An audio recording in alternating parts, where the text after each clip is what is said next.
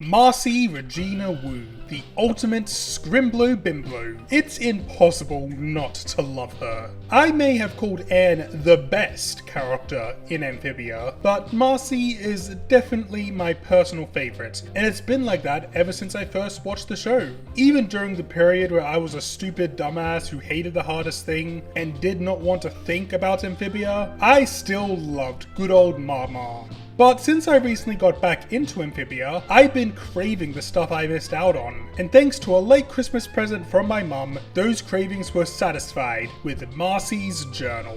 I loved this book, and I really want to talk about it. Yeah, that's it. I'm not here to do some deep analysis or anything. I just want to gush about this book and what I love about it. First of all, damn Marcy, you are an incredible artist. I also had a journal when I was 13, but my drawings were very shit. Marcy, however, has some serious talent. It's no surprise she would create a successful webcomic later on in her life. I really like that there's a clear difference between Marcy and Anne's illustrations. With Anne, while not lacking talent, has a much simpler art style, while Marcy's drawings can get extremely detailed. It kind of makes me wonder about what was happening when she was making these entries. Imagine being Anne and the Planters, just waiting for her to finish this drawing of the first temple so they can finally get back to Waltwood. It's actually a pretty cool detail that expands on what we saw in the show. Marcy was always getting distracted by things, and we can see that in her journal. There's a few times where she's writing during a time that she really should be focusing on more important things. The funniest example is when she's writing in her journal during the commotions of True Colors. Like, girl, put that book down and focus! Going back to the comparisons between Anne and Marcy, it's clear this was a very intentional choice. Marcy is always writing her journal entries in the middle of important events. Meanwhile, Anne doesn't write her entries until she's gotten some downtime to relax and reflect. This book is split into two halves, and I'm not talking about the parts written by Marcy and the parts written by Anne. I'm talking pre-Marcy at the Gates and post-Marcy at the Gates. Naturally, the second half is mostly just a retelling of the events of the actual episodes, without much in terms of new stories. But that doesn't mean it doesn't have anything worth talking about. For one thing, we actually get to see pictures of Marcy and Sasha's parents, and we also get a few cool new tidbits of information, like how Terry goes by they them as well as she her. I was actually really worried that I'd been misgendering them for...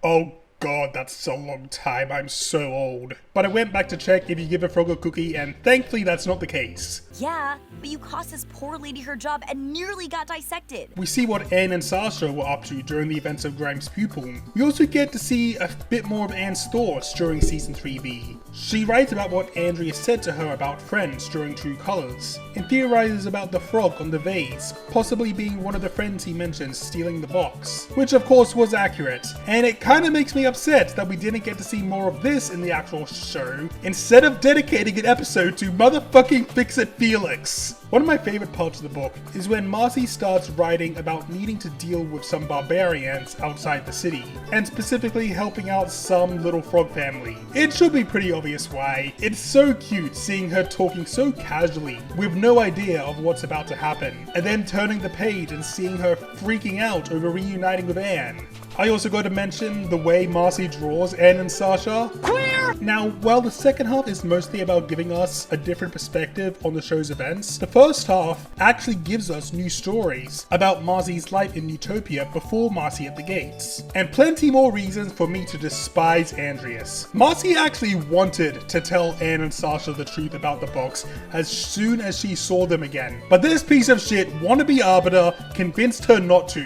Go fuck yourself, dude! We also get her first meeting, General Yunnan, Scourge of the Sand Wars, defeat of Ragnar the Wretched, and the youngest new to ever achieve the rank of General in the Great Newtopian Army. Do you remember that part of Marcy's theme song Takeover where she's on a warship with Yunnan? Yeah, that's how they met, and the story behind it is actually really cool. It gives us some really neat world building. There's quite a lot to it, and I don't want to spoil too much, so I'm going to keep it kind of brief.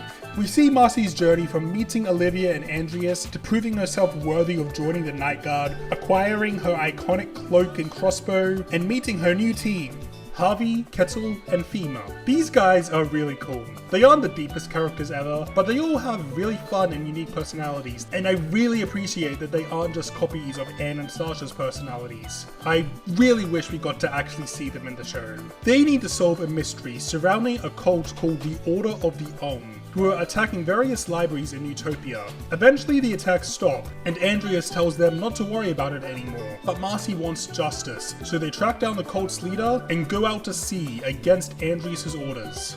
I'm keeping a lot of the details secret since I don't want to ruin the mystery for anyone who hasn't read this yet. But even though I'm not going to mention their name, I really want to tell you how Marcy defeats the leader. She and her crew have tracked him down to a tower on an island, and I'm just going to read out to you what Marcy wrote down. He had teed me up for the perfect comeback, Joe.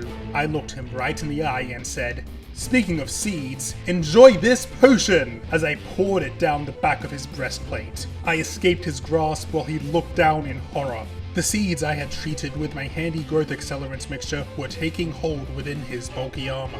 Roots emerged from the gaps in his plate, and his movements were stiffening. With a brutal war cry, he summoned all his rage and strength to raise his blade and finish me off with a final swing. There was a sickening crack, like a branch snapping off a tree. He was frozen completely in place, stuck mid-swing, a wooden statue encased in gold. The weight of his giant sword tipped him slowly backward. He looked at me with hatred in his eyes as he finally toppled over, crashing through the stained glass window and plummeting into the ocean below. So, he's dead? Like, there's no way he survived that. If he was entirely encased in wood on top of his clunky armor, there is no way he could have swam to the surface. He may be a newt with the ability to stay underwater for hours, but there is no way he escaped his wooden prison. Marcy and the gang were stranded on that island for a week after and never saw him resurface. Marcy killed him! Sure, it wasn't intentional, so it doesn't classify as murder. Instead, it's manslaughter. Marcy committed manslaughter. That is awesome. She also met Joe Sparrow here, so that's another really awesome thing. Throughout this story, Marcy recovers a few ancient scrolls that survived the fires, as well as an inscription on a wall on that island. She can't translate them, but she plans to find a way to do so. The ending of Temple Frogs shows that she did find a way to translate this old text, and there's a key to translate them in the back of the book, which is how Anne was able to read the inscription on the vase. So, even though Marcy did figure out how to translate them before True Colors, she never actually did. Which is very funny because things would have gone very differently if she had actually translated them. She would have known that the stones were bad news, and considering Anne's past with old female newts with purple birds, she could have probably learned quite a lot if she had done some translating. Girl, why are you looking up isekai fanfics instead of translating these things? Translating them all was really fun for me, since by the time I reached the final scroll, I barely needed to look at the key. I felt my brain expanding like I was a true ancient Newtopian.